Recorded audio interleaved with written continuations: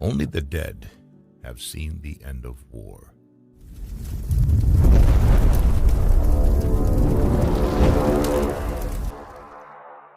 The Battle of Dabhol, which is also known as the Battle of Dabhol, was the most cruel, destructive and inhumane thing the land of Kokan have ever witnessed. It is surrounded by the savagery, ferocity, violence and barbarism of the Portuguese army.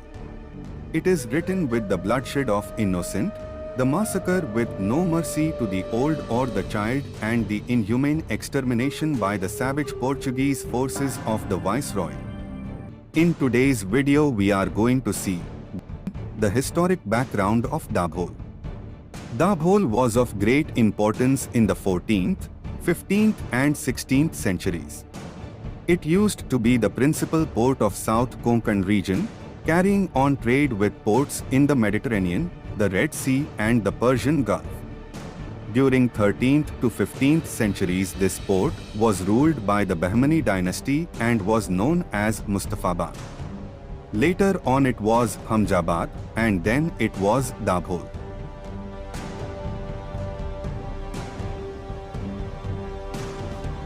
According to the famous Russian traveler, Afanassy Nikitin Athanasius Nikitin, who visited India 1468 to 1474, Dabhol was large town and an extensive seaport. The horses from Mysore, Arabia, Khorasan and Nighostan were brought here for trade. This was the place which had links with all major ports from India to Ethiopia. In the 15th and 16th centuries, Dabhol was an opulent Muslim trade center, first under the Bahmani, later under the Badr Sultans of Bijapur. As the port with most convenient access to the Bahmani Sultanate's capital at Bidar, Dabhol's fortunes ascended quickly with that dynasty. At its height, it was arguably the most important port between Chaul and Goa. This video is brought to you by World Konkni Community, managed by Safwan Maniyar and Safdar Maniyar. It took a lot of effort, with limited resources and means to accomplish this important video. Our only motto was to make people aware of the unsung history of the land of Kokan. We appeal everybody to share this video as much as possible. The cruel invasion of Portuguese. It was exactly the prominence of Dabhol as a Muslim trade center and port that led it to be bombarded, sacked and razed by a Portuguese expeditionary force under Francisco de Almeida in December 1508 in a prelude to the famous Battle of Diu. Although the city's fort was not taken, it was only the first of several times in the course of the next few decades that the Portuguese tried to destroy Dabhol. By the time of the last recorded attack, in 1571, the governor of Dabhol was Khwaja Ali Shirazi. The battle led to killing 150 men at Dabhol.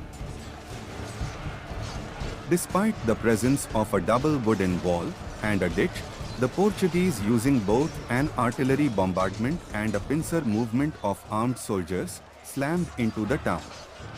What followed was a black day in the history of European conquest that would leave the Portuguese cursed on Indian soil.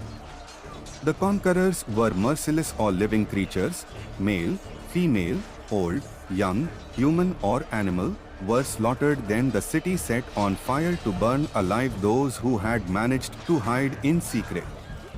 The Portuguese departed on 5th January 1509.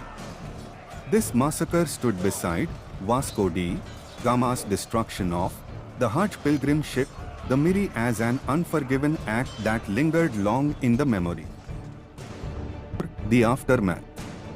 The breakup of the Bahmani state into several smaller Deccan sultanates had accelerated Dabhol's decline. As new capitals for these statelets were erected, Dabhol's geographic position was no longer as fortuitous as it had been before, and alternative, more convenient ports were cultivated. In the course of the 16th century, A lot of commerce was redirected away from Dabhol and towards the rising new port of Rajapur further south.